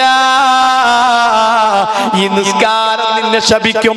ഞാൻ പഠിച്ച ഖുർആൻ അനുസരിച്ച്, ഞാൻ പഠിച്ച ഹദീസ് അനുസരിച്ച്, ഞാൻ പഠിച്ച ദീൻ അനുസരിച്ച്, ഞാൻ പഠിച്ചു മനസ്സിലാക്കിയതനുസരിച്ച് ഈ നിസ്കാരം നിന്നെ ശപിച്ചുകൊണ്ടല്ലാതെ ഉയർന്നു പോകൂല. ഓ സഹോദരിമാരെ, അതുകൊണ്ട് നിസ്കാരം സഗൗരവമാ. അത് നിങ്ങളത് ശീലിക്കണം. അത് കണ്ട് നിങ്ങളെ മക്കൾ പഠിക്കുന്നു, അത് കണ്ട് നിങ്ങളെ മക്കൾ പഠിക്കുന്നു. അതുകൊണ്ട് നമ്മുടെ SSFന്റെ പ്രവർത്തകരോട് ഒന്നാമത്തെ വസിയത്ത് കൃത്യമായി നിസ്കരിക്കണം. സമയമായാൽ നിസ്കരിക്കണം. മറ്റു പരിപാടികളൊക്കെയും നിസ്കാരത്തിന് വേണ്ടി നിർത്തിവെക്കണം. ഓർത്തു നോക്കൂ, അല്ലാഹു അക്ബർ എന്ന് പറഞ്ഞുകൊണ്ടാണ് നിസ്കാരം തുടങ്ങുന്നത്. എനിക്ക് ഏറ്റവും വലുത് അല്ലാഹുവാ. എന്റെ ബിസിനസിനേക്കാൾ, എന്റെ പ്രവർത്തനത്തെക്കാൾ, എന്റെ ജോലിയേക്കാൾ, എന്റെ കച്ചവടത്തെക്കാൾ, എല്ലാറ്റിനേക്കാളും വലുത് അല്ലാഹുവാണ് എന്ന് പറയുന്ന തക്ബീർ അന്വർത്ഥമാവണമെങ്കിൽ സമയത്തിന് നിസ്കരിക്കണ്ടേ? നിന്റെ ജോലിയൊക്കെ കഴിഞ്ഞിട്ട്, നിന്റെ തിരക്കൊക്കെ കഴിഞ്ഞിട്ട്, നിന്റെ ആവശ്യങ്ങളൊക്കെ കഴിഞ്ഞിട്ട്, എല്ലാം കഴിഞ്ഞ് നീ നിസ്കരിക്കുമ്പോൾ നീ പറയുന്ന തക്ബീറിന് എന്തർത്ഥമാ മോനെ ഉള്ളത്? അതുകൊണ്ട് സമയമായാൽ നിസ്കരിക്കണം. പരമാവധി ജമാഅത്തായി തന്നെ നിസ്കരിക്കണം. അല്ലാഹു നമുക്ക് സൗകര്യങ്ങൾ തന്നിട്ടുണ്ട്. അല്ലാഹു നമുക്ക് സൗകര്യങ്ങൾ നൽകിയിട്ടുണ്ട്. കൂടുതൽ സൗകര്യം നൽകിയ ആളുകള് കൂടുതൽ നന്ദി ചെയ്യണമല്ലോ, കൂടുതൽ ശുക്ർ ചെയ്യണമല്ലോ. അല്ലാഹു സൗകര്യങ്ങൾ ഉപയോഗിച്ചതിന് നന്ദി ചെയ്തോന്നാണ് ചോദിക്കുന്നത്. ഇരിക്കട്ടെ, ഞാൻ പറഞ്ഞു വന്നത് അതേപോലെ ഖുർആൻ ഓതാത്ത ഒരു ദിവസവും കടന്നു പോകല്ല. ആഖിർ സമാനിലെ മക്കളോട് ബഹുമാനപ്പെട്ട ഷഖീഖുൽ ബൽഖി റളിയല്ലാഹു അൻഹു വലിയ മഹാനല്ലേ, ഇബ്രാഹിം അദ്ഹം തങ്ങളുടെ ശിഷ്യനല്ലേ, ഹാത്തിമുൽ അസ്സം തങ്ങളുടെ ഗുരുനാഥനല്ലേ, വലിയ ആത്മജ്ഞാനിയല്ലേ. അവിടുന്ന് പറഞ്ഞൊരു വാക്ക് പറഞ്ഞ് ഞാൻ അവസാനിപ്പിക്കുകയാണ്. 5 കാര്യങ്ങളെ പറ്റി ഞാൻ ശരിക്കും ഞങ്ങൾ അന്വേഷിച്ചു. വിശുദ്ധ ഖുർആനിൽ അന്വേഷിച്ചു, തിരുസുന്നത്തിൽ അന്വേഷിച്ചു, അയിമ്മത്തിന്റെ കലാമിൽ അന്വേഷിച്ചു, പൂർവീകരായ സജ്ജനങ്ങളോട് അന്വേഷിച്ചു. കേട്ടാവുന്ന സ്ഥലങ്ങളിൽ മുഴുവനും 5 കാര്യങ്ങളെ കുറിച്ച് ഞങ്ങൾ അന്വേഷിച്ചു.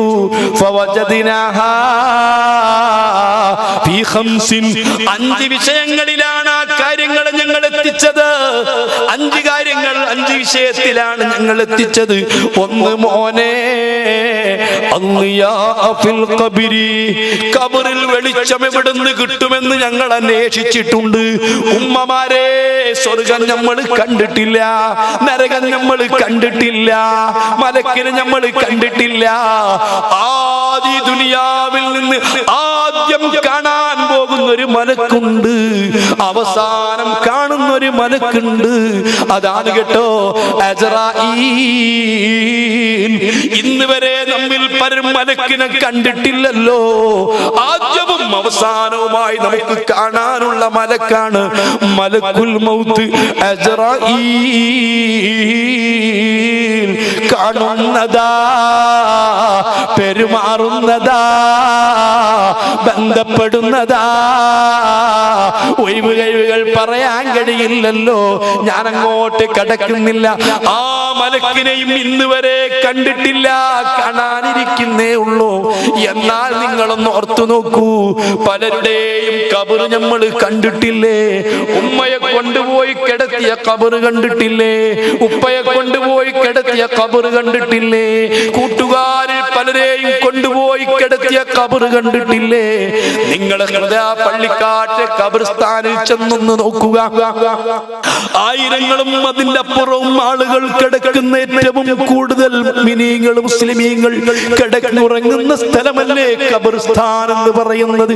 അല്ലാഹ് ലോകം വിറപ്പിച്ചവർ, അല്ലാഹ് അറിയപ്പെട്ടിരുന്നവർ, വലിയ വലിയ പ്രമാണിമാർ, കോടീശ്വരന്മാർ, ലക്ഷപ്രഭുക്കൾ, അല്ലാഹ് കൊട്ടാര സമാനമായ വീടുകളിൽ താമസിച്ചിരുന്നവർ, അല്ലാർഭാടമുള്ള വാഹനത്തിൽ കയറി യാത്ര ചെയ്തിരുന്നവർ, അതുമല്ല പേര് കേട്ടാൽ തന്നെ ലോകം ഞെട്ടി വിറച്ചിരുന്നവർ, അങ്ങനത്തെ പല ആളുകളും ഇന്ന് പള്ളിക്കാട്ടിലേക്ക് പോയി നോക്കൂ. എല്ലാവർക്കും ഒരേ വീടുകളാ, ഒരേ സൗകര്യങ്ങളാ. ആരുടെ വീടിനും കൂടുതൽ സൗകര്യങ്ങളില്ല. ആരുടെ വീടും പ്രത്യേകം അതാ തേച്ച് മിനുക്കിയിട്ടില്ല. മാർബിളുകളില്ല, ടൈൽസുകളില്ല, മാർബോണൈറ്റുകളില്ല, പെയിന്റ് അടിച്ചിട്ടില്ല, വീതി കൂട്ടിയിട്ടില്ല, തേയില പെയിന്റ് അടിച്ച് വൃത്തിയാക്കിയിട്ടില്ല. ഒരാളെ വീട്ടിലും ബെഡില്ല, ബെഡ്ഷീറ്റില്ല. ഒരാളെ വീട്ടിലും കട്ടിലില്ല. ഒരേ പാവപ്പെട്ട മനുഷ്യനായിരുന്നെങ്കിലും, എത്ര അറിയപ്പെട്ട കോടീശ്വരനാണെങ്കിലും ഒരേ രൂപത്തിലുള്ള ഡ്രസ്സുകളാ. 10,000-കണക്കിന് കോടിക്കണക്കിന് ഉറുപ്പികയുടെ വിറ്റുവരവുള്ള തുണി ഷോപ്പിന്റെ ഉടമയാണെങ്കിലും ആ തുണി ഷോപ്പുകാരൻ മരിച്ചപ്പോഴും കഥാ തന്റെയും കഫൻ തുണി ഒരേ രൂപത്തിലാ. പാവപ്പെട്ട ഉടുതുണിക്ക് മറുതുണിയില്ലാതെ കഷ്ടപ്പെട്ട പാവപ്പെട്ടവന്റെ കഫൻ തുണിയും ഇവിടുത്തെ കോടീശ്വരന്റെ കഫൻ തുണിയും ഒരേ കാറ്റഗറിയില, ഒരേ തുണിയില. മുന്തിയത് വേണമെന്ന് പറയാറില്ല, ഏറ്റവും നല്ലതാവട്ടെ എന്ന് പറയാറില്ല. ഒരു കഫൻ തുണിയുടെ സെറ്റ് ചോദിക്കാറുള്ളൂ, അതേ തുണി ഷാപ്പിൽ നിന്ന് കിട്ടാറുള്ളൂ. ആ രൂപത്തിൽ ഒരേ വസ്ത്രങ്ങളാ, ഒരേ വീടുകളാ, ഒരേ സൗകര്യങ്ങളാ.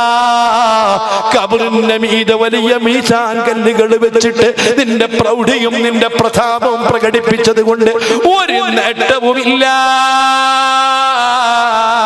ആയിരങ്ങളും 10,000-ങ്ങളും മുടക്കിയിട്ട് വലിയ വലിയ മീസാൻ കല്ലുകൾ സ്ഥാപിച്ചിട്ട്, അല്ലെങ്കിൽ വിലപിടിപ്പുള്ള മാർബിൾ കല്ലുകൾ സ്ഥാപിച്ചിട്ട് അതിന്മേലൊക്കെ പേരുകൾ കൊത്തിവെച്ചത് കൊണ്ട് പ്രത്യേക ഗുണങ്ങളില്ല, പ്രത്യേക നേട്ടങ്ങളില്ല. എല്ലാവർക്കും ഒരേ രൂപത്തിലുള്ള വീടുകളാ. ആ വീട്ടിലേക്ക് ഇറക്കി കിടത്തുമ്പോൾ ഈ പ്രകൃതിയിൽ നിന്ന് കിട്ടുന്ന എല്ലാ ലൈറ്റുകളും അണയ്ക്കപ്പെടും, സൂര്യപ്രകാശം തടയപ്പെടും, മേൽഭാഗത്ത് മൂടുകല്ലുകൾ വരും. ഇത്ര ഇടുങ്ങിയ ഒരു ഖബറാ. മുത്തുനബി സ്വല്ലല്ലാഹു അലൈഹി വസല്ലമ 7 നരകം കണ്ടുവന്ന മുത്ത് മുഹമ്മദ് മുസ്തഫ, മശ്ശറ കണ്ട മുത്ത് മുഹമ്മദ് മുസ്തഫ. അല്ലാഹുവിന്റെ വഖറന്നെ വറഅൻ നബി വജായിബൽ മലകൂതി വസറായിറൻ നാസുതി വൽ ജബറൂതി ഐന മുദർരിസ മസ്ജിദിൽ ലാഹൂതി കമ്മിൽ ലദുന്നിൻ ഹവാഹു ഉലുമാ. എന്തൊക്കെയാ തങ്ങൾ കണ്ടത്, ഏതെല്ലാം രംഗങ്ങളാ തങ്ങൾ കണ്ടത്. മഹദി ബീബി മാഷിത്വാ റളിയല്ലാഹു അൻഹയെയും തന്റെ പിഞ്ചോമന മക്കളെയും അതാ കത്തിയെരിയുന്ന എണ്ണയിൽ പൊരിക്കപ്പെട്ട പിഞ്ചുമക്കളെയും കണ്ട് ആ സുഗന്ധം അനുഭവിച്ചിട്ടുള്ള റസൂലുള്ളാഹ് ബഹുമാനപ്പെട്ട മാലിക് എന്ന മലക്കിനെ കണ്ട നബി, എല്ലാ ഹാവിയയും കണ്ട നബി, എല്ലാ സക്കറും കണ്ട നബി, കാണാത്തതൊന്നുമില്ല. മുഹമ്മദുർ റസൂലുള്ളാഹി വന്നിട്ട് പറഞ്ഞു, മാ റഅയ്തു മൻളറൻ അഫ്ള, ഞാൻ കണ്ടതിൽ വെച്ച് ഏറ്റവും ഭീകരമായത്, ഞാൻ കണ്ടതിൽ വെച്ച് ഏറ്റവും വഷളായത്, ഞാൻ കണ്ടതിൽ വെച്ച് ഏറ്റവും ഭീതിതമായത് ഈ ഖബറിനേക്കാൾ മറ്റൊന്നുമില്ല. ഇല്ലാ വൽ ഖബറു വഫളഉ മിൻഹു, എന്നെ കണ്ടുകൊണ്ട് കണ്ടതിൽ വെച്ച് ഏറ്റവും ഭീതിതമായത്, ഏറ്റവും വഷളായത്, ഏറ്റവും ഭീകരമായത് അത് ഖബർ തന്നെയാ. ഈ ഖബറിലെത്തി കഴിയുമ്പോ, ആത്മാവ് തിരിച്ചു കിട്ടുമ്പോ, കണ്ണ് തുറക്കുമ്പോ, വാഹനം ഓടിച്ചുകൊണ്ടിരിക്കുമ്പോൾ ഒരുപക്ഷെ മരിച്ചതാവാം, ICUവിൽ കിടക്കുന്ന സമയത്ത് മരിച്ചതാവാം, സിനിമ കണ്ടുകൊണ്ടിരിക്കുമ്പോൾ മരിച്ചതാവാം, ടറഫിൽ പന്ത് കടിച്ചുകൊണ്ടിരിക്കുമ്പോൾ കുഴഞ്ഞു വീട് മരിച്ചതാവാം, അതല്ലെങ്കിൽ ഏതെങ്കിലും നിശാസുന്ദരികളോടൊന്നിച്ച് ക്ലബുകളിൽ സുഖിച്ചുകൊണ്ടിരിക്കുമ്പോൾ നൃത്തം ചെയ്തുകൊണ്ടിരിക്കുന്ന സമയത്ത് മരിച്ചതാവാം. അങ്ങനെ മരിച്ചതാണെങ്കിൽ തന്നെയും പിന്നീട് തന്റെ ബോധവും തന്റെ കാഴ്ചയും തിരിച്ചു കിട്ടുന്നത് ഖബറിലെത്തുമ്പോഴാ. ചുറ്റുഭാഗത്തും ഇടുങ്ങിയ മതിലുകളാ, കുരിയിരുട്ടാ, വല്ലാത്ത ചൂടാ, തിരിയാൻ കഴിയില്ല, മറിയാൻ കഴിയില്ല, എഴുന്നേൽക്കാൻ കഴിയില്ല. അത്രയും ഭീതിതമായ ഖബറിലെത്തുമ്പോ അവിടെ ഒന്ന് വെളിച്ചം കിട്ടാൻ നമ്മളെ ഉമ്മമാര് പറയാറില്ലേ, ആഖിറം വെളിച്ചമാക്കി കൊടുക്കട്ടെ, ബർസഖ് വെളിച്ചമാക്കി കൊടുക്കട്ടെ, ഖബറിൽ വെളിച്ചം നൽകട്ടെ. ഈ വെളിച്ചം കിട്ടാൻ ഞങ്ങൾ എന്തു ചെയ്യണമെന്ന് ഖുർആനിൽ ഞങ്ങൾ അന്വേഷിച്ചിട്ടുണ്ട്, ഹദീസുകളിൽ ഞങ്ങൾ അന്വേഷിച്ചിട്ടുണ്ട്, അയിമ്മത്തിനോട് ഞങ്ങൾ അന്വേഷിച്ചിട്ടുണ്ട്, പലയിടങ്ങളിലും അന്വേഷിച്ചിട്ടുണ്ട്. ഖബറിലെ വെളിച്ചം ഞങ്ങൾ എത്തിച്ചിട്ടുള്ളത് ഫീ സ്വലാത്തി തഹജ്ജുദി, പാതിരാത്രി എഴുന്നേറ്റിട്ടുള്ള തഹജ്ജുദ് നിസ്കാരത്തിലാ. മഹാനായ ജുനൈദുൽ ബഗ്ദാദി കാലച്ചെറുപ്പം മുതൽക്ക് തന്നെ അമ്മാമൻ തങ്ങളോടൊപ്പം രാത്രിയിൽ മുഴുവനും നിസ്കരിച്ചിരുന്ന വലിയ മഹാനായ ജുനൈദുൽ ബഗ്ദാദി അവിടുന്ന് വഫാത്തായ ശേഷം ശിഷ്യന്മാര് ചോദിച്ചു, നിങ്ങളാ കൈഫ ഫഅലല്ലാഹു ബിക, എന്തൊക്കെയാ പടച്ച റബ്ബ് നിങ്ങളെ കൊണ്ട് ചെയ്തത്, എന്തൊക്കെയാ നിങ്ങൾക്ക് അനുഭവപ്പെട്ടത്? അന്ന് ദുനിയാവിൽ ജീവിക്കുമ്പോ ജുനൈദിനെ ചൂണ്ടിക്കാണിച്ചു പറഞ്ഞിരുന്നു, വലിയ പണ്ഡിതനാണ് പോകുന്നത്, വലിയ മഹാനാണ് പോകുന്നത്, രാത്രി നിസ്കരിക്കുന്ന ആളാണ് പോകുന്നത്, ത്വരീഖത്തിന്റെ ശൈഖാണ് പോകുന്നത്, വലിയ മഹാനാ. ആളുകൾ ചൂണ്ടിക്കാണിച്ചു പലതും പറഞ്ഞിരുന്നു, അതൊന്നും ഇവിടെയില്ല, ഉപകരിച്ചിട്ടില്ല.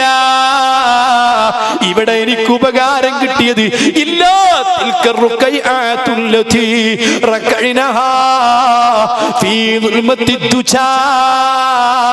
കൂരിരുട്ടുള്ള രാത്രിയിൽ എഴുന്നേറ്റ് നിസ്കരിച്ച കുഞ്ഞു റക്അത്തുകളാ. ആഖിർ സമാനിലെ മുസ്ലിമീങ്ങളോട് എന്റെ പ്രഭാഷണം കഴിഞ്ഞ് പിരിഞ്ഞു പോകുമ്പോ മാർക്ക് വേണ്ട, റെക്കോർഡ് വേണ്ട, അഭിപ്രായം വേണ്ട, സർട്ടിഫിക്കറ്റും വേണ്ട. ഞാൻ എന്റെ അമാറത്ത നഫ്സിനോട് പറയലോടൊപ്പം പറയുന്നു, ഖബറിലൊരു വെളിച്ചം വേണോ? നീ ഇന്നല്ലെങ്കിൽ നാളെ ഞാനും നീയും ഖബറിലാ, കിടക്കുമെന്നുറപ്പാ, കിടത്തുമെന്നുറപ്പാ, പോകേണ്ടി വരുമെന്നുറപ്പാ, ബെഡില്ലെന്നുറപ്പാ, ലൈറ്റില്ലെന്നുറപ്പാ, വെളിച്ചമില്ലെന്നുറപ്പാ. അന്ന് ഖബറിൽ വെളിച്ചം കിട്ടാൻ എന്താണ് ചെയ്യേണ്ടത്? രാത്രിയിൽ എഴുന്നേറ്റിട്ടുള്ള നിസ്കാരങ്ങളാ. സുബ്ഹിക്ക് വാങ്ങി വിളിക്കുന്നതിന്റെ ഒരമണിക്കൂർ മുമ്പ് എഴുന്നേറ്റിട്ട് ഒരു 2 റക്അത്തെങ്കിലും നിസ്കരിച്ചാൽ നിന്റെ ഖബർ വെളിച്ചമാ, നിനക്കത് രക്ഷയാ. പക്ഷേ റബ്ബ് നീ രക്ഷപ്പെടണമെന്ന് ഉദ്ദേശിച്ചിട്ടുണ്ടെങ്കിൽ, അവന്റെ തീരുമാനത്തിലുണ്ടെങ്കിൽ, ആഖിബത്ത് നന്നായി മരിക്കണമെന്നുണ്ടെങ്കിൽ, അവർക്ക് അതിന് സാധിക്കൂ, തൗഫീഖ് കിട്ടൂ. അല്ലാഹു എനിക്കും നിങ്ങൾക്കും അതിന് തൗഫീഖ് തരട്ടെ. രണ്ടാമത്തെ ഒരു കാര്യം, മുൻകറിന്റെ ചോദ്യത്തിന് മറുപടി പറയണം. അതെങ്ങനെ സാധിക്കും? ഞാൻ എൻ്റെ മുമ്പിലിരിക്കുന്ന ആൾക്കാരോട് ചോദിക്കുകയാണ്, അള്ളാഹുവിനെ പറ്റി ചോദിച്ചാൽ നമുക്ക് എന്ത് പറയാനറിയാം? അള്ളാഹുവിനെ പറ്റി നമുക്ക് എന്തറിയാം? മുഹമ്മദുർ റസൂലുള്ളാഹി. നിങ്ങളൊക്കെ വളരെ ക്ഷീണിതരാണ്, ഞാൻ അതിലും വലിയ ക്ഷീണിതൻ. മുഹമ്മദുർ റസൂലുള്ളാഹിനെ പറ്റി, ഖുർആനെ പറ്റി, ആഖിറത്തെ പറ്റി യഥാർത്ഥത്തിൽ നമ്മൾ കാലച്ചെറുപ്പത്തിലെ പഠിച്ചിട്ടുണ്ടല്ലോ. മുൻകർ നക്കീർ അതിനെ പറ്റിയൊക്കെ ചോദിക്കുന്നു. റബ്ബാരാണെന്ന് ചോദിക്കും, നിന്റെ ദീനേതാണെന്ന് ചോദിക്കും, നിന്റെ നബിയാരാണെന്ന് ചോദിക്കും, നിന്റെ ഇമാമനേതാണെന്ന് ചോദിക്കും. അത് നമ്മൾ പഠിച്ചു വെച്ചതാണല്ലോ. സദാ സുന്നത്തിയമായത്തിന്റെ ആളുകൾ നേതൃത്വം കൊടുക്കുന്ന സർവ്വ പള്ളികളിലും മരിച്ചു മറവ് ചെയ്യപ്പെട്ട് കഴിഞ്ഞാൽ തഖ്വീനായിട്ട് ചൊല്ലിക്കൊടുക്കും. ഇന്നലെ തുടങ്ങിയതല്ല, നബിന്റെ സ്വഹാബത്തിന്റെ കാലം മുതൽക്ക് ലോക രാഷ്ട്രങ്ങളിൽ മുഴുവൻ നടപ്പുള്ള കാര്യമായി. മനസ്സിലാക്കി. കേരളത്തിൽ മാത്രമൊന്നുമല്ല, മിസ്രിലുണ്ട്, ജോർഡാനിലുണ്ട്, ഇന്തോനേഷ്യയിലുണ്ട്, മൊറോക്കോയിലുണ്ട്, ലോകത്ത് എവിടെയൊക്കെ മുസ്ലിമീങ്ങളുണ്ട് അവിടെയൊക്കെ ഇതുണ്ട്. ഇന്നുകൊണ്ട് കഴിഞ്ഞ നൂറ്റാണ്ടിലൂടെ എല്ലാ നൂറ്റാണ്ടും ചിലര് മനസ്സിലാക്കിയത് ഇവിടെ ഇങ്ങനെ മാത്രമല്ല, എത്രയെത്ര സജ്ജനങ്ങളായ ആളുകൾ പണ്ഡിതന്മാർ കഴിഞ്ഞുപോയി. അവരൊക്കെ അങ്ങനെ ചെയ്തവരാണ്, തൽഖീൻ ചൊല്ലിക്കൊടുത്തവരാണ്. ആ തൽഖീൻ ചൊല്ലിക്കൊടുത്ത് കേട്ടില്ലേ?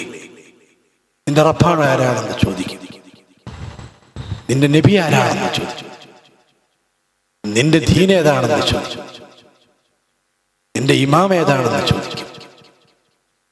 ഞാൻ ചോദിക്കുന്നു, ഖബറിലെത്തിയിട്ട് ചോദിക്കാം. ഇപ്പൊ നമ്മോട് ഒരാൾ ചോദിച്ചാൽ നമുക്ക് എന്ത് പറയാൻ കഴിയും? നമുക്ക് നമ്മുടെ റബ്ബിനെ പറ്റി എന്തറിയാം? നമുക്ക് നമ്മുടെ നബിയെ പറ്റി എന്തറിയാം? നമുക്ക് നമ്മുടെ ഖുർആനെ പറ്റി എന്തറിയാം? അതിപ്പോ അറിയാത്ത കാര്യമല്ല, ഖബറിലെത്തിയാൽ അറിയും എന്നാണോ വാദം? ഇല്ല മക്കളെ, ഇല്ല ഇല്ല മക്കളെ, ഉറപ്പാണ് ചോദിക്കും. ആ ചോദിക്കുന്ന സമയത്ത് ശരിക്ക് അറിയുന്ന അമ്മൽ മൂക്കിനും ഇതൊക്കെ പഠിച്ചറിഞ്ഞുറപ്പിച്ചവൻ സഹീഹുൽ ബുഖാരിയുടെ റിപ്പോർട്ടിൽ കാണാം. അമ്മൽ മൂക്കിനു, ഇതെല്ലാം ശരിക്ക് അറിഞ്ഞ് പഠിച്ചുറപ്പിച്ചവൻ കൃത്യമായ മറുപടി പറയും. ഞാനോ നിങ്ങളോ പഠിച്ചിട്ടുണ്ടോ? അറിഞ്ഞിട്ടുണ്ടോ? അറിയാത്തവര് പറയും അമിൽ മുർതാബു. പറയുന്ന മറുപടി ആതിരി അറിയൂല, എനിക്കെന്റെ റബ്ബിനെ പറ്റി അറിയില്ല, എന്റെ നബിയെ പറ്റി അറിയില്ല, എന്റെ ഇമാം ആരാണെന്നറിയില്ല, ഈ ദീനിനെ പറ്റിയും എനിക്കറിയില്ല. ഇന്ന് ചിന്തിച്ചോ, മുൻകർ നക്കീർ ചോദിക്കുമ്പോ മറുപടി പറയേണ്ടി വരുമോ? പറയാനറിയുമോ? ഉമ്മമാരെ, അങ്ങനെയൊന്നില്ല. എങ്ങനെ? ഇവിടെ അറിഞ്ഞില്ലെങ്കിലും അവിടെ അങ്ങറിയും, അവിടെ എത്തുമ്പോഴങ്ങറിയും. അപ്പോൾ നമുക്കങ്ങ് പറയാൻ കഴിയും, അങ്ങനെ ഒന്നില്ല. കൃത്യമായിട്ട് അറിയണം, പറയണം, പഠിക്കണം. ഇരിക്കട്ടെ, ആരാ ഞെട്ടിപ്പോകാത്തത്? ആരാ മുൻകർ നക്കീറിനെ കാണുമ്പോൾ വിറയ്ക്കാത്തത്?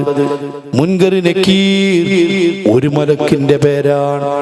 മുൻകറൊന്നും നക്കീറൊന്നും അങ്ങനെ രണ്ടെണ്ണമല്ല, രണ്ട് മലക്കിന്റെയും പേര്, ഓരോ മലക്കിന്റെയും പേര് മുൻകർ നക്കീർ എന്നാണ്.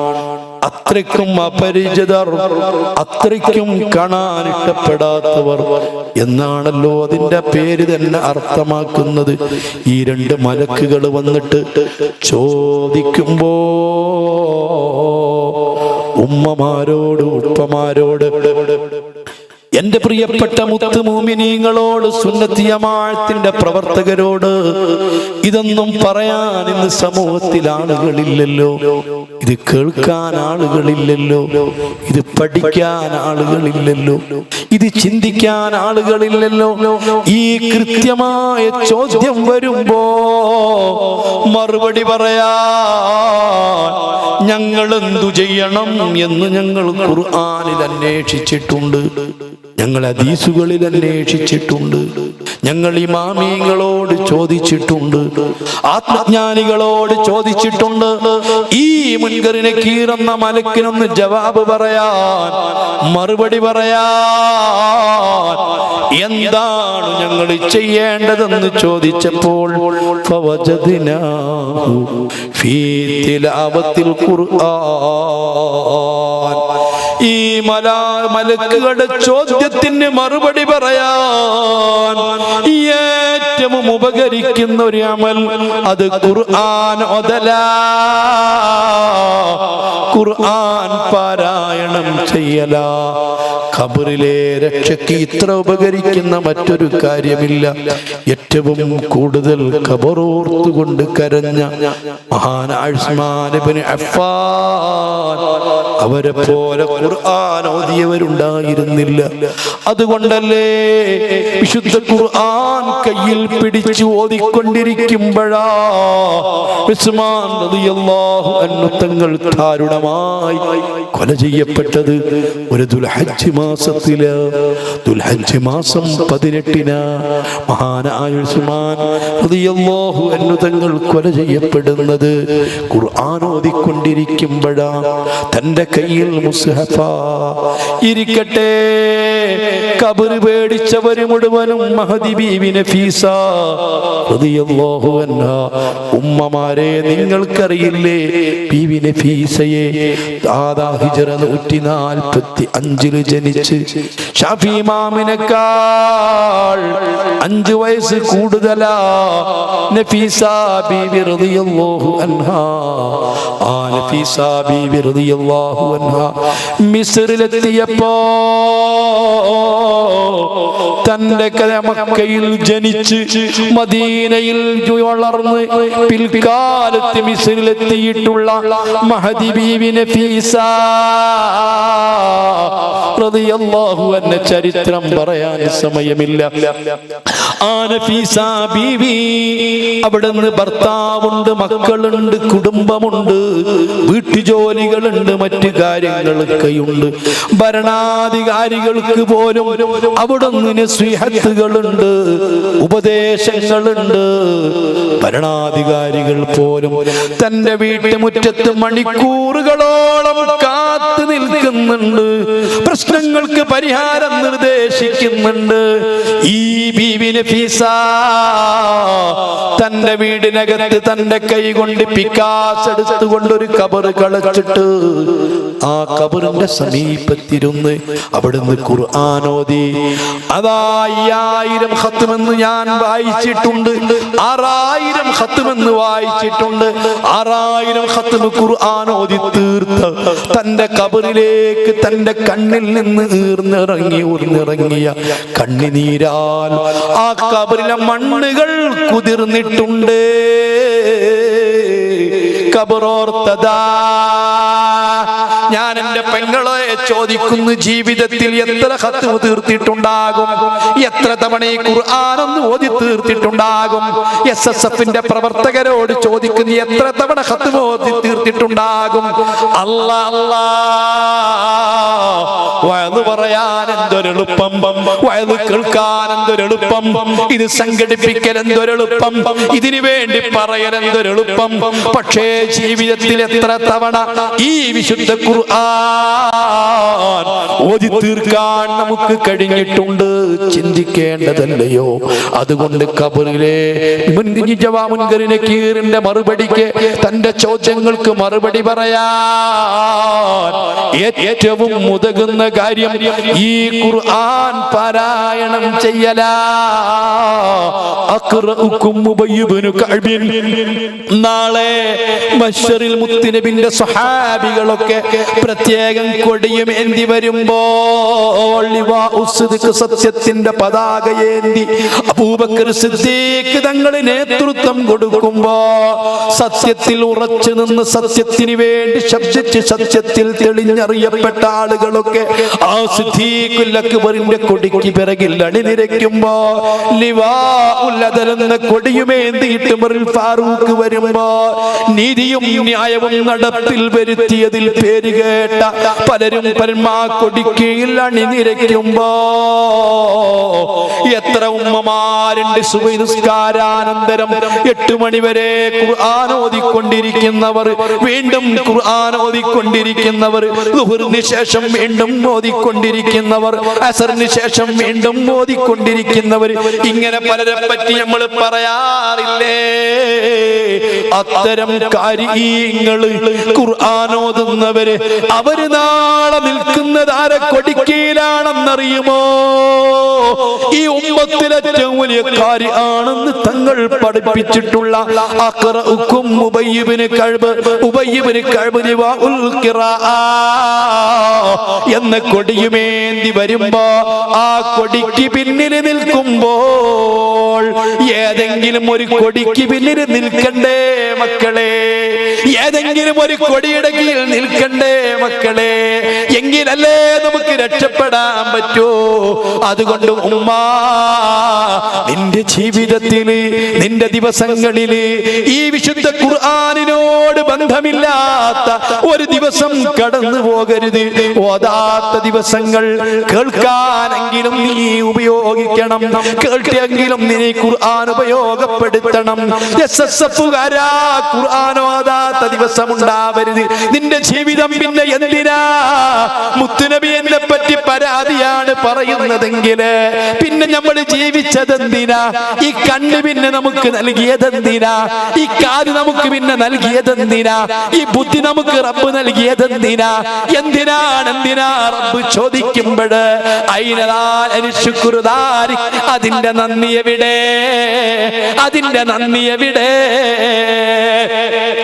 ഇദാ കാന ശുക്രി ഇൻ കാന ശുക്രി നിഅമത്തല്ലാഹി നിഅമതൻ അലയ്യാ വഫീ മിസ്ലിഹാ ലഹു യജിബു ശുക്രു ഫലാ ബുലൂഗ ശുക്രി ഇല്ലാ ബിഫദ്ലിഹി വഇൻ ത്വാലത്തിൽ അയ്യാമു വതസലൽ ഉമറു.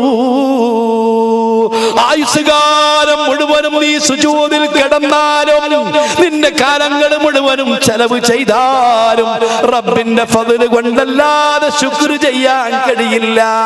തഅല്ലംതു ഖൈഫിൽ ഖൈരി മിൻ ഖൗലി റബ്ബിനാ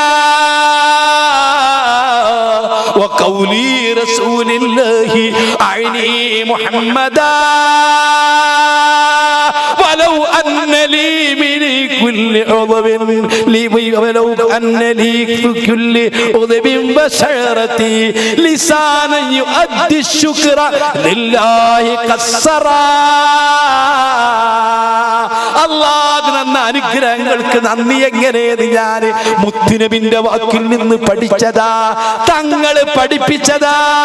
വലൗ അന്നബി കുല്ലി ഉദബിൻ ബശറതി, എന്റെ ശരീരത്തിലുള്ള എല്ലാ രോമങ്ങളിലും, എന്റെ ശരീരത്തിലെ മുഴുവൻ അവയവങ്ങളിലും അല്ലാഹു എനിക്ക് നാവ് തന്നാൽ യുഅദ്ദി ശുക്ര ലില്ലാഹ്, അല്ലാഹുക്ക് ശുക്ർ പറയുന്ന, അല്ലാഹുക്ക് നന്ദി പറയുന്ന, അല്ലാഹുക്ക് ഹംദ് പറയുന്ന, അല്ലാഹുവിനെ പുകഴ്ത്തുന്ന നാവ് തന്ന് ഞാനങ്ങ് പുകഴ്ത്തിയാൽ കസ്സറാ, റബ്ബിന്റെ നിഅമത്തുകൾ അപേക്ഷിച്ചിട്ട് അത് അപൂർണമാ, അത് ശുഷ്കിച്ചതാ, അത് തികയൂല, അത് അവന്റെ അനുഗ്രഹത്തിന് കിടപിടിക്കൂല, അതിന് തുല്യമല്ല. ആ റബ്ബിന്റെ ചോദ്യങ്ങൾക്ക് മറുപടി പറയാൻ എന്റെ കലാം അവഗണിച്ചോ? എന്റെ കലാമെന്ന് കേൾക്കാൻ, എന്റെ കലാമെന്ന് പഠിക്കാൻ, അതൊന്ന് വായിക്കാൻ നിനക്ക് പറ്റിയില്ല അല്ലേ? എന്തെല്ലാം പഠിച്ചു, എന്തെല്ലാം പഠിക്കാൻ സമയം കിട്ടി, എന്തെല്ലാം മക്കളെ പഠിപ്പിച്ചു, എന്തെല്ലാം മക്കളെ പഠിപ്പിക്കുന്നു. ഹബീബ് പഠിപ്പിച്ചു ആഖിർ സമാ ഉമ്മമാരുടെ മക്കളെ, അല്ലിമു ഔലാദക്കും, നിങ്ങളെ മക്കൾക്ക് പഠിപ്പിച്ചേ പറ്റോ. ഇംഗ്ലീഷ് പഠിപ്പിച്ച വിരോധമില്ല, സയൻസ് പഠിപ്പിച്ച വിരോധമില്ല, ടെക്നോളജി പഠിപ്പിച്ച വിരോധമില്ല, എല്ലാം പഠിപ്പിച്ച വിരോധമില്ല. പക്ഷേ പഠിക്കാൻ ബുദ്ധി തന്ന അല്ലാ, നിനക്ക് തന്നെയും മക്കളെ തന്ന അല്ലാ, നിനക്ക് ചർമ്മം തന്ന അല്ലാ, ചർമ്മത്തിന് സൗന്ദര്യം തന്ന അല്ലാ, ആകർഷണീയമായ കണ്ണ് തന്ന അല്ലാ, കണ്ണിന് കാഴ്ച തന്ന അല്ലാ, ഓരോ നിമിഷവും നിന്റെ കൺപോളയുടെ താഴ്ഭാഗത്തിൽ കൂടിയുള്ള ആ ഗ്രന്ഥികളിൽ നിന്ന് നിന്റെ കണ്ണ് ചിമ്മാതിരിക്കാൻ, കണ്ണിന്റെ കാഴ്ച നഷ്ടപ്പെടാതിരിക്കാൻ നിനക്കതാ ശരിക്ക് കണ്ണുനീർ തന്നുകൊണ്ടിരിക്കുന്ന അല്ലാ, ഹൃദയം മിടിപ്പിച്ചുകൊണ്ടിരിക്കുന്ന അല്ലാ, എല്ലാം ചെയ്തുകൊണ്ടിരിക്കുന്ന അല്ലാ. ഈ അല്ലാന്റെ കലാമൊന്ന് പഠിക്കാൻ, ഈ അല്ലാന്റെ കലാമൊന്ന് വായിക്കാൻ നിങ്ങളെ മക്കൾക്ക് ഖുർആൻ ഓതാൻ പഠിപ്പിക്കണം. തിലാവത്തുൽ ഖുർആൻ നിങ്ങൾ പഠിപ്പിക്കണം, ഖുർആൻ ഓതാൻ നിങ്ങൾ പഠിപ്പിക്കണം, വായന പാരായണം ചെയ്യാൻ പഠിപ്പിക്കണം. അതിന്റെ പാരായണ ശാസ്ത്രങ്ങൾ അനുസരിച്ച് അത് ശപിക്കപ്പെടാതെ ഓതാൻ വേണ്ടി, ഖുർആന്റെ ശാപമേൽക്കാതെ ഓതാൻ ശരിക്കും നിങ്ങളെ മക്കൾക്ക് ഖുർആൻ പഠിപ്പിക്കണം. അതിന്റെ ആശയങ്ങൾ പഠിപ്പിക്കണം, അതിന്റെ സത്യങ്ങൾ പഠിപ്പിക്കണം, അതിന്റെ പാഠങ്ങൾ പഠിപ്പിക്കണം. അത് ചൂണ്ടുന്ന ചിന്താമണ്ഡലങ്ങളിലേക്ക് നിങ്ങൾ ചിന്ത കൊടുക്കണം, അത് പഠനത്തിന് വിധേയമാക്കണം. സർവവും ഈ ഖുർആനിനകത്തുണ്ടെന്ന് പറഞ്ഞിട്ട് ആ ഖുർആനൊക്കെ നിങ്ങൾ ഭാഗത്ത് കെട്ടിപ്പൂട്ടി വെച്ചിട്ട് ഏതെങ്കിലും പാശ്ചാത്യന് വിസർജിച്ചിട്ടുള്ള, വർഷങ്ങൾക്ക് മുമ്പ് കാലാഹരണപ്പെട്ടു പോയിട്ടുള്ള, പ്രായോഗികമല്ലായി തെളിയിക്കപ്പെട്ടിട്ടുള്ള, നിരോധിക്കപ്പെട്ടിട്ടുള്ള സയൻസുകളും ടെക്നോളജികളും പഠിക്കാൻ വേണ്ടിയിട്ട് ലക്ഷങ്ങളും കോടികളും ചെലവഴിക്കുന്ന മുസ്ലിമേ, ഇതിലേക്ക് ചേരുമോ? ഇത് നന്ദിയാകുമോ? റബ്ബിനോട് ചെയ്യുന്ന നന്ദിയാകുമോ? റബ്ബിനോട് ചെയ്യുന്ന ശുക്റാകുമോ? അതുകൊണ്ട് ഞാൻ എന്റെ പ്രവർത്തകരോട്, SSF-കാരോട്, SYS-കാരോട്, കേരള മുസ്ലിം ജമാഅത്തിന്റെ പ്രവർത്തകരോട്, എല്ലാ ഉമ്മമാരോട്, എല്ലാ സഹോദരങ്ങളോടും അല്ലാഹുവിനെ പറ്റി പഠിക്കുക, മുത്തുനബിയെ പറ്റി പഠിക്കുക, ഈ ഖുർആൻ പഠിക്കുക, ഈ ഖുർആൻ പഠനത്തിന് വിധേയമാക്കുക, ഈ ഖുർആൻ പാരായണം ചെയ്യുക, ഈ ഖുർആനിൽ കൂടി ജീവിതം മുന്നോട്ട് കൊണ്ടുപോവുക, ഈ ഖുർആന് വേണ്ടി ജീവിക്കുക, ഈ ഖുർആൻ നീ പ്രചരിപ്പിക്കുക. അതിനുവേണ്ടി ഖുർആൻ നിന്റെ സ്വഭാവം നന്നാക്കട്ടെ, ഖുർആൻ നിന്റെ മാതൃകയാവട്ടെ, ഖുർആൻ നിന്റെ ഇമാമാവട്ടെ, ഖുർആൻ നിന്നെ നീ ഫോളോ ചെയ്യുന്ന നിനക്ക് മാതൃകയായി തീരട്ടെ. അർഹമുർ-റഹീമീനായ അൽ മലിക്കുൽ ജബ്ബാറായ സർവാധിനാഥനായ റബ്ബുൽ ഇസ്സത്ത് ഇതൊക്കെ പറയാനും കേൾക്കാനും നമുക്ക് തൗഫീഖ് തന്ന പോലെ, ഇതെല്ലാം അവൻ നമ്മെക്കൊണ്ട് പറയിപ്പിച്ചതുപോലെ, ഇതെല്ലാം നമ്മെക്കൊണ്ട് കേൾപ്പിച്ചതുപോലെ, ഇതിനെല്ലാം അവസരം തന്നതുപോലെ ഉൾക്കൊണ്ട് ജീവിക്കാൻ അല്ലാഹു നമുക്ക് തൗഫീഖ് തരട്ടെ. നീ തൗഫീഖ് തരണേ അല്ലാ, നീ തൗഫീഖ് തരണേ അല്ലാ, ഞങ്ങളെ സ്വീകരിക്കണേ അല്ലാ.